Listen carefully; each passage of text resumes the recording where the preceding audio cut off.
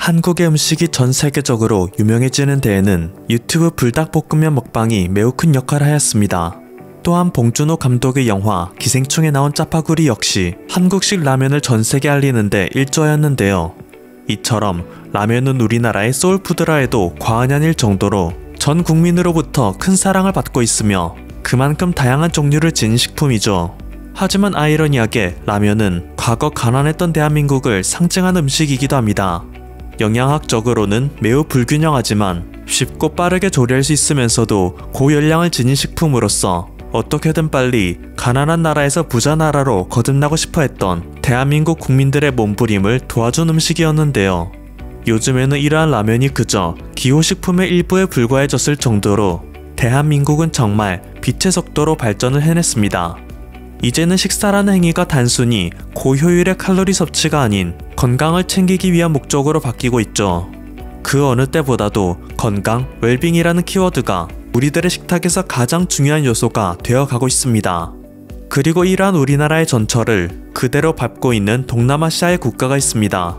얼마 전까지만 해도 식재료의 가격만을 가장 중요시했던 인도네시아의 소비자들이 최근 품질을 눈여겨보기 시작했으며 건강식품, 유기농식품이 핫한 키워드로 떠오르고 있다는 것인데요.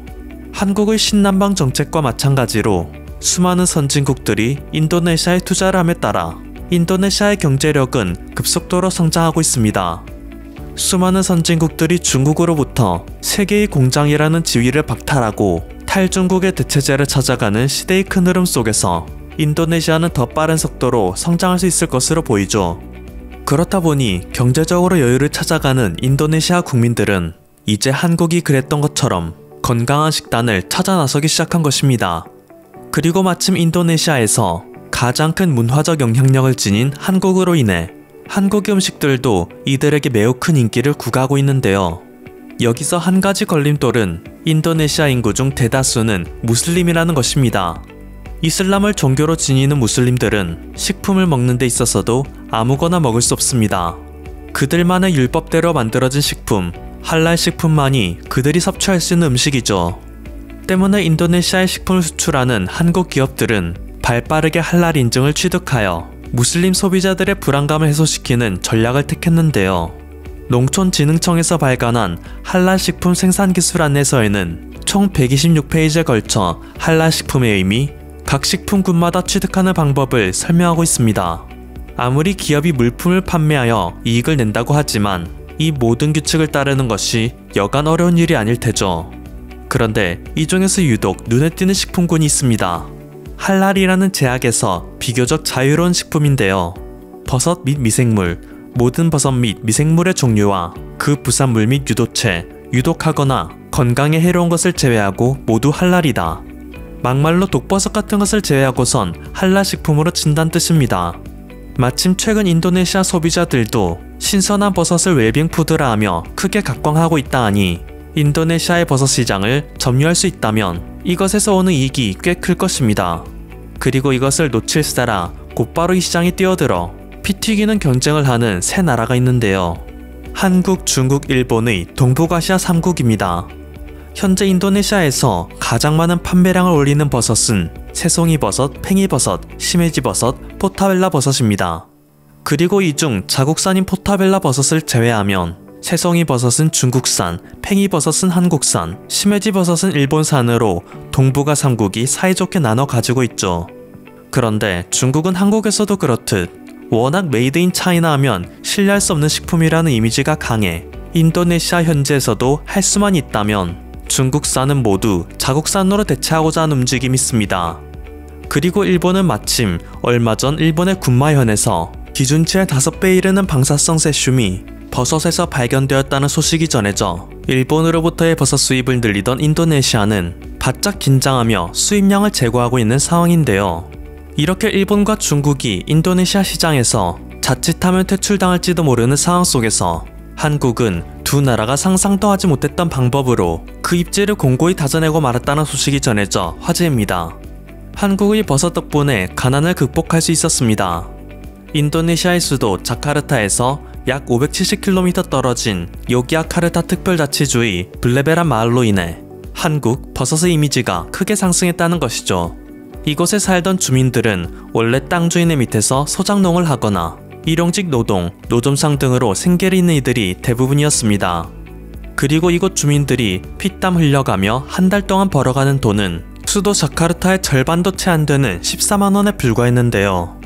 이것은 인도네시아 전국에서도 꼴찌에 해당하기에 이곳 주민들은 아무리 발버둥 쳐도 도저히 벗어날 수 없는 가난의 절망에 하루하루 살아갈 의욕을 잃어가고 있었습니다. 그런데 한 한국인이 이 작은 마을을 방문하며 이 마을의 운명은 정반대로 바뀌기 시작했습니다. 홍승훈 새마을 세계화 재단 인도네시아 사무소장이 블레베란 마을을 인도네시아의 새마을 시범 마을로 선정하고 마을의 모든 것을 뜯어 고쳐나가기 시작한 것인데요. 물론 이 과정은 결코 순탄치 않았습니다. 홍승훈 소장은 여러 사업을 시도하였으나 낯선 것을 꺼리는 마을 주민들의 보수적 분위기는 바뀌지 않았죠. 그들은 오랫동안 재배를 해와 그리 큰 수익이 되지 않는다는 것을 알면서도 땅콩, 옥수수 등의 익숙한 작물만을 재배하고자 했습니다. 또한 이 마을은 농사를 짓는 데 있어 가장 기초적인 요소인 물을 구하는 것조차 쉽지 않았습니다. 수원지가 워낙 험한 곳에 있는 데다가 이것을 가져오는 펌프의 동력원은 디젤이기 때문에 기름이 떨어지면 물이 끊겨 단수가 일상인 마을이었죠. 홍승훈 소장은 이것부터 차근차근 고쳐나가기 시작했습니다. 물을 퍼오는 동력원을 디젤이 아닌 전기로 바꾸기 위해 인도네시아 정부와 협상을 하고 극적인 협상 타결을 성공시킨 후에는 수원지부터 마을까지 전봇대를 설치하는 데만 2년이 걸렸습니다. 약 100여 개의 전봇대가 수원지와 마을 사이에 세워졌는데요. 2018년 1월부터 생활용수가 안정적으로 공급되는 물길이 드디어 설치되었다는 소식이 전해지자 그때부터 마을 주민들도 홍승훈 소장을 전적으로 믿기 시작했습니다. 그리고 이때 홍승훈 소장은 결단을 내렸습니다. 마침 이 지역과 기후 조건이 비슷한 스리랑카의 새마을 시범 마을에서 버섯 재배가 성공했다는 소식이 들리자 그는 휴가를 내고 그 즉시 스리랑카 현장으로 날아갔습니다. 현지에서 몇 가지 사항을 확인한 뒤 인도네시아 블레베란 마을로 돌아와 곧바로 버섯 시험 재배에 들어갔고 이것은 쉽게 성공하였죠. 그러곤 6개월 동안 왜 이 마을이 버섯을 재배해야 하는지에 대해 마을 주민들을 설득하는 기간을 거쳤고 2018년 8월 드디어 버섯 사업을 시작할 수 있었습니다.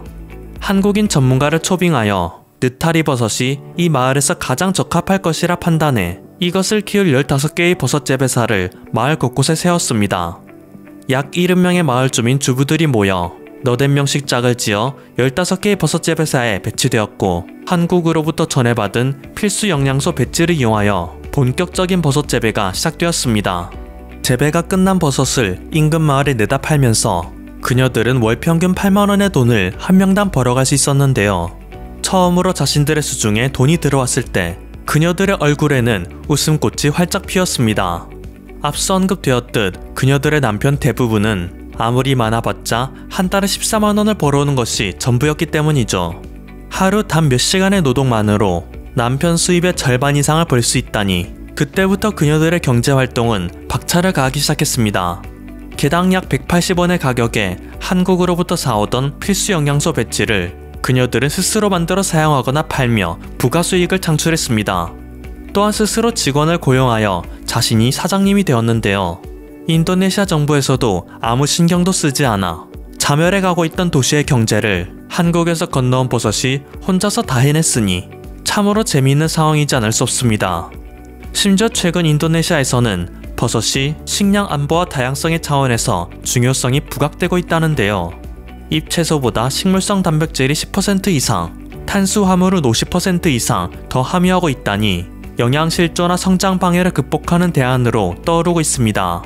버섯을 재배하는 마을에는 경제적 회생이 되고 버섯을 섭취하는 마을에는 생명으로 다가오니 인도네시아의 가난한 이들에게는 이보다 큰 구원이 없을 테죠. 앞서 언급된 것처럼 건강식품으로도 큰 인기를 끌며 버섯 요리 전문 식당도 속속 등장하고 있다고 하니 한국인 한 명의 호의로 시작된 일이 인도네시아 전체를 살리고 있다고 해도 과언이 아닐 것입니다.